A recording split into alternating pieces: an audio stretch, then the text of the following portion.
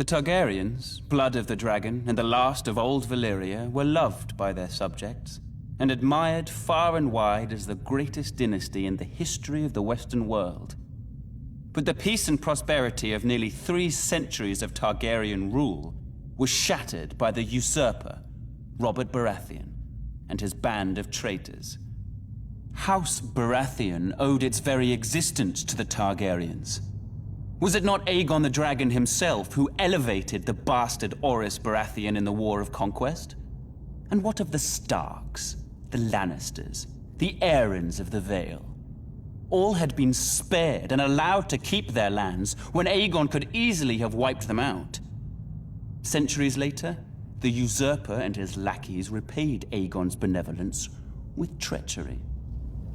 There are some who dare to claim Robert and his allies had reason to rebel. They say the Crown Prince stole the usurper's lady love. They say my father, King Aerys, murdered Rickard Stark and his son without just cause. Whether these charges are true or not, it doesn't matter. The dragon answers to no one. Aerys' good name has been besmirched in the years since the rebellion. He's been called a dangerous madman, a monster, a tyrant that brought his tragic end upon himself. Lies! My father was a victim of weaklings in his council, lackwits who failed him in his hour of need and let the rebellion spin out of control. But it was not enough. The royal army was crushed at the Battle of the Trident.